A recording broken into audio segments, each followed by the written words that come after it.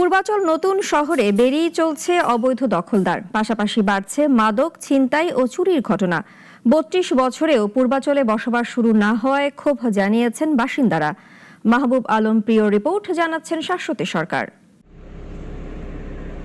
রাজধানীর ঘনবসতির চাপ কমাতে ১৯৯৩ সালে এক প্রজ্ঞাপন শুরু হয়। নারায়ণগঞ্জের রূপগঞ্জের সদর ও দাউদপুর ইউনিয়ন সহ গাজীপুরের কালীগঞ্জের নগরী ইউনিয়নের দুটি মৌজায় পূর্বাচল নতুন শহর প্রকল্প।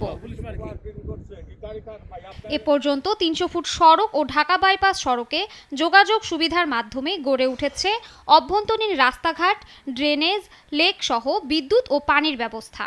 তবে নিরাপত্তা না থাকায় এবং রাজুকের ভবন তৈরির অনুমোদন জটিলতায় এখনও শুরু হয়নি বসবাস। এই সুযোগে স্থানীয় প্রভাবশালীদের নাম ভাঙিয়ে সেক্টরগুলোয় গড়ে উঠেছে অবৈধ দখলদারদের অস্থায়ী খাবার হোটেল। কোথাও করা হয়েছে পাকা স্থাপনাও।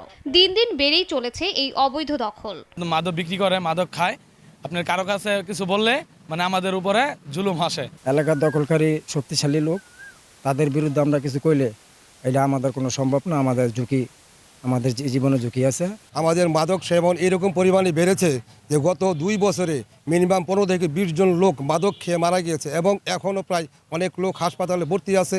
শুধু দখলদারই নয়, দিনে দুপুরে মাদক সেবীদের দৌরাত্ম্য, পথে পথে ছিনতাই, নির্মাণ সামগ্রী চুরি হওয়ায় বিপাকে স্থানীয় প্লট মালিক ও স্থানীয় বাসিন্দারা। পূর্বাচল নতুন শহর প্রকল্পের ৩২ বছর পেরিয়ে গেলেও বসবাস শুরু না হওয়ায় হতাশায় ভুগছেন প্লট মালিকরা। রাজুকের নানা হয়রানির অভিযোগও রয়েছে। পাশাপাশি 2টা হাউজিং থাকলে পাশাপাশি একটা ডেভেলপ হয়ে গেলে আরেকটা বাইর খেয়ে যায়। আমি তো মনে করি এটার কারণে এটা বাইর খেয়ে গেছে। 4টা থানার কথা ছিল, 4টা থানা যদি তড়িৎ গতিতে গঠন করা হয় তাহলে এখানে মানুষের এবং অবৈধ অত্যাচার নিয়ন্ত্রণ যারা করে এবং অবৈধ দখলদের তাদের দূরত্বটা কমতো। টেবিল আমাদের ভোগান্তি। এক টেবিল ভাড়া হলে বলে এই সমস্যা, আরেক টেবিল ভাড়া বলে ওই সমস্যা। মানে টেবিলের হাজার হাজার লক্ষ লক্ষ টাকা আমাদের দিয়ে আমরা ভোগান্তির মধ্যে আছি। সেনা টহলের মাধ্যমে আইন শৃঙ্খলা রক্ষায় কাজ করছে বলে জানিয়েছে এই পুলিশ কর্মকর্তা।